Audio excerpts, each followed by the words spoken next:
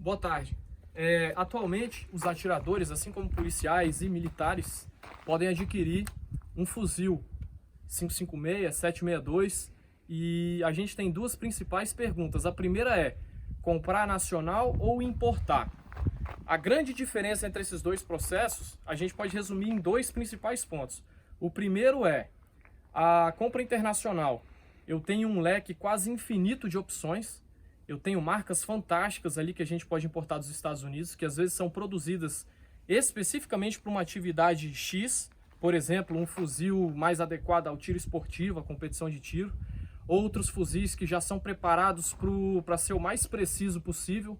Outros fuzis que já são mais preparados para o combate, que são mais robustos e são mais para uso policial ou militar. Então o leque de opções importando uma arma de fato é infinito, infinitas marcas e modelos. No entanto, eu vou pagar mais caro, obviamente, e vai demorar um pouco mais para ter essa arma aqui. O processo de importação, ele demora um pouco mais de tempo. Então a vantagem de comprar no mercado nacional seria pagar um pouco menos e ter a arma mais rápido.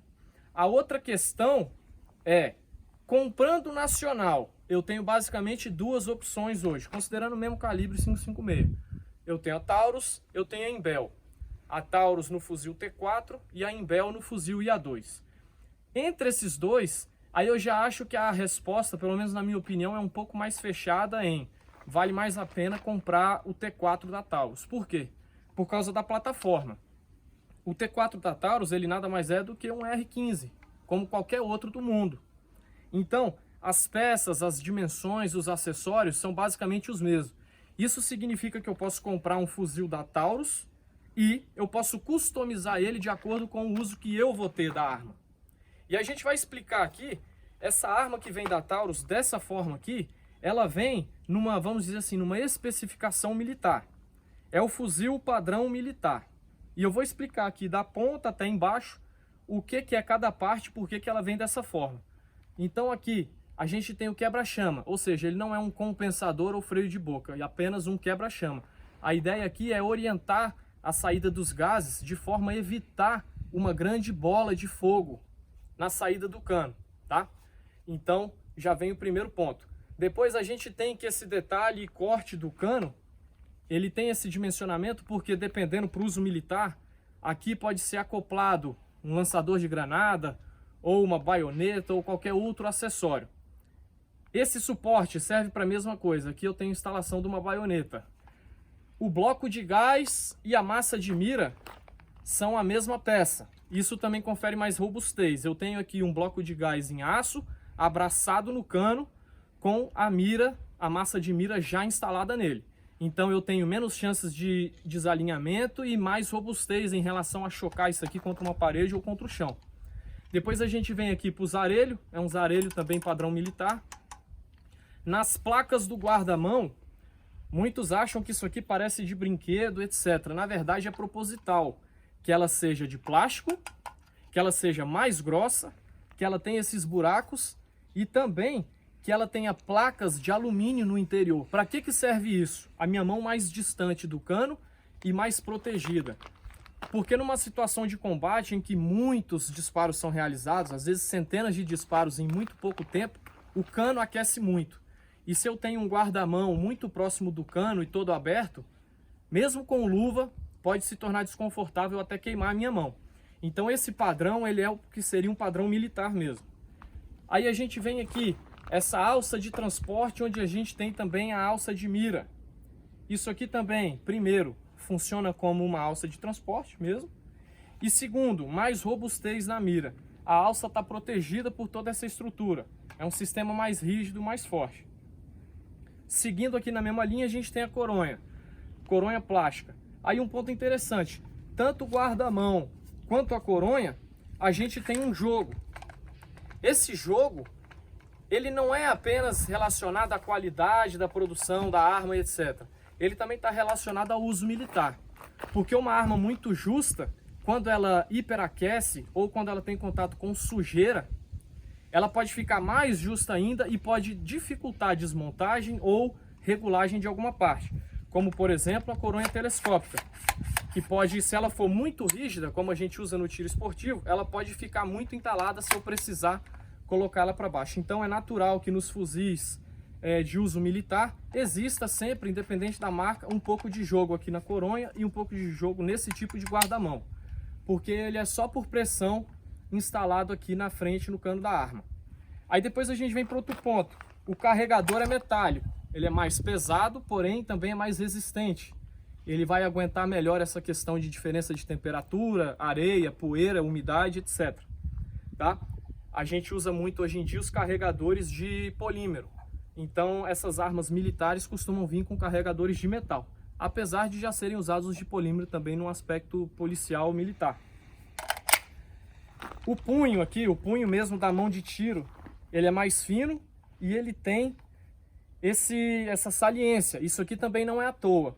É porque se eu tô com a arma suja de óleo, de sangue, de areia, de água, essa saliência me ajuda a ter a mão mais presa no punho. Seria assim, a ideia seria, né, em teoria, diminuir as chances da minha mão escapar do punho. Por isso que ela tem essas duas saliências, de forma que os dedos ficam mais presos, tá? Então a gente está mostrando, agora vamos fazer um disparo. E depois a gente vai mostrar essa arma já customizada.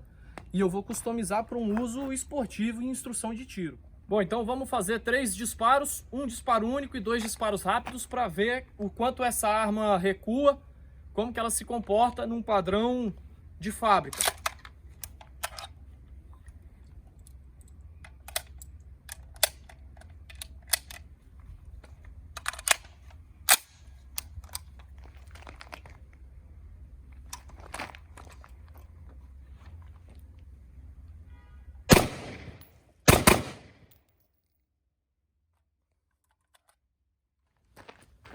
Boa tarde novamente, senhores. Então, estamos já em outro dia, mesma blusa, mas já se passaram alguns dias desde que eu comecei a customização da arma. Então vamos lá, primeira coisa que a gente percebe, esteticamente, né? Tá completamente diferente, uma cor distinta, não é mais preto. Essas partes são já compradas nessa cor, ok? No entanto, essas partes mais claras fui eu que pintei. A ideia aqui é que é uma base para receber uma futura camuflagem. Mas, por enquanto, eu vou deixar assim. Não tem função operacional nenhuma, apenas estética. Eu trabalho há muitos anos com armas institucionais, sempre pretas, né, na maioria dos casos. E no meu fuzil particular eu quis dar uma cara particular para ele e resolvi pintar. Apenas isso. Existem pinturas Cerakote, por exemplo, que de fato possuem uma função. Elas de fato protegem mais a arma, porque são pinturas muito resistentes, muito grossas. Elas protegem contra arranhão, elas protegem contra oxidação, corrosão. No entanto, isso aqui é uma pintura amadora, feita por mim mesmo, apenas estética. Com o tempo, isso aqui, inclusive, tende a dar uma descascada, tende a se desgastar com o tempo, e depois eu posso pintar de novo. Ou eu posso retirar com algum removedor e voltar essa arma para o padrão original todo preto. Beleza? Então, apenas estética. Aí vamos lá, para as partes. Começando de cima novamente. Aqui eu já não tenho mais aquele quebra-chama, e sim um compensador de gases, ou freio de boca, que alguns falam. Aqui a função não é apenas diminuir aquela bola de fogo na boca do cano, e sim fazer uma pressão contrária, um movimento contrário ao recuo da arma. No recuo a arma vai para trás e para cima, talvez um pouco para a direita. Isso aqui redireciona os gases que saem na boca do cano, fazendo um movimento contrário. É como se fosse um motorzinho aqui empurrando a arma já para frente e para baixo. E um pouco para a esquerda nesse caso. Por quê?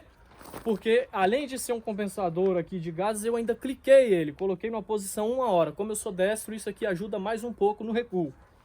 Aí descendo, a gente tem aqui uma lanterna pequena. A ideia desse fuzil, inclusive, é ser minimalista e leve. Também por puro interesse de passar o dia inteiro com a arma em instrução, competição de tiro, que ele seja mais leve. Precisa disso? Não. Já tive que passar 15 dias com um FAL carregado e mais munições extras, subindo e descendo montanha, por exemplo, num curso, e a gente sobreviveu sem problema. Mas no fuzil particular e pelo hobby de querer diminuir o peso, eu fiz aqui um padrão minimalista, leve, pouco volumoso.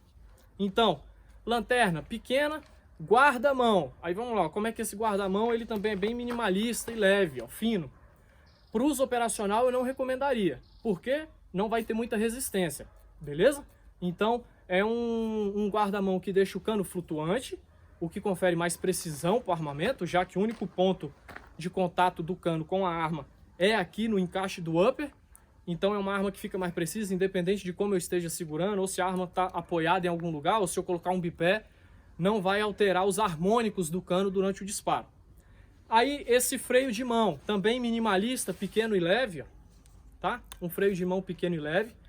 Aí a gente vem aqui, o bloco de gás, é um bloco de gás ajustável, para eu clicar ele numa forma que a arma fique mexendo o mínimo possível. Aqui para uma arma esportiva, uma arma de instrução, eu posso deixar menos gás indo para a câmara, vocês vão ver o estojo inclusive indo para trás, sendo que para uma arma operacional a gente busca no padrão de ver a pressão da arma, que a gente vê um relógio ao nosso redor, a gente busca entre 2 e 3 horas. Significa que o fuzil está com um pouco de sobrepressão, o que garante o melhor funcionamento da arma nas diferentes condições, diferentes munições, ou se está muito frio e a arma cicla com menos pressão. Eu vou garantir a ciclagem boa da arma sempre. Já no fuzil esportivo, a gente vai diminuir essa quantidade de gás e o objetivo é fazer a arma ciclar bacana, macia, com pouco recuo. Beleza? Aí vamos lá, continuando. Red Dot. É um Red Dot também minimalista, pequeno. É um Red Dot inclusive desenvolvido para pistola. Eu uso ele em pistola, por isso eu já estou acostumado. Eu tenho outras opções de mira que, dependendo do uso, eu posso vir e substituir. Aquela luneta, por exemplo, que é 1x6, que é um Red Dot sem aumento e passa para um retículo com 6 de aumento. A gente pode colocar ela aqui também, beleza? E junto do Red Dot, miras mecânicas rebatíveis. Essas miras, com esse meu Red Dot, elas estão no que a gente chama de co-witness. Elas são testemunho absoluto. Elas batem no mesmo ponto, o ponto vermelho e a massa de mira no mesmo lugar. Alguns preferem o ponto vermelho mais alto, mas como isso aqui é uma mira apenas de backup, que eu vou usar quando o Red Dot não estiver funcionando, eu uso os dois no mesmo ponto, de forma que eu uso um para ver a clicagem do outro. Eu pego a minha arma, ficou muito tempo guardada, eu levanto as miras, ligo o Red Dot. Se está tudo no mesmo lugar, significa que nenhum dos dois perdeu o zero. Beleza? Continuando. Aqui o que a gente chama de alavanca de manejo do ferrolho, ou charging handle, né? Que fala, ela é ambidestra e um pouco mais aberta. Isso aqui facilita também um uso rápido, beleza? Mas talvez para o uso operacional pode atrapalhar um pouco, pegando em alguma parte do nosso colete, na bandoleira, na viatura, algo assim. Aí aqui a gente tem uma coronha que não tem nada de especial, apenas que ela também é minimalista, pequena e leve. E eu deixei ela mais travada no tubo. Eu não vou ficar manipulando o tamanho desse tubo muito, então ela está mais travada para que essa arma fique mais justa. Outro ponto importante, contato do upper com o lower. Também está muito justo, ó. Não existe jogo. Essa arma está toda justa, muito precisa. Beleza? O que falta falar aqui é o gatilho. Esse gatilho está com 2, eu deixei em 2,3 kg. Beleza? Eu dei uma pequena trabalhada nele, mas de forma só para ele ficar um pouco mais seco no movimento, diminuir o arrasto. Mas de peso, o gatilho já veio com peso muito bom, o gatilho original da Taos.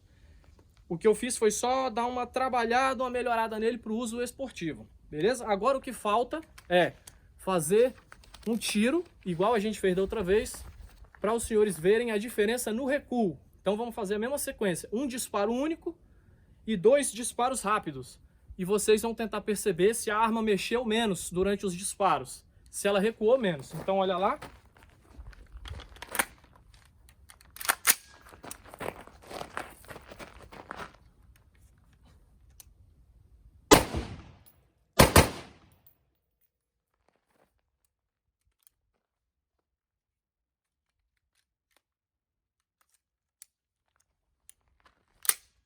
Então perceberam aí o tipo de funcionamento que essa arma está agora. Agora vamos fazer um disparo a quase 100 metros para ver a precisão do cano e a zeragem da mira.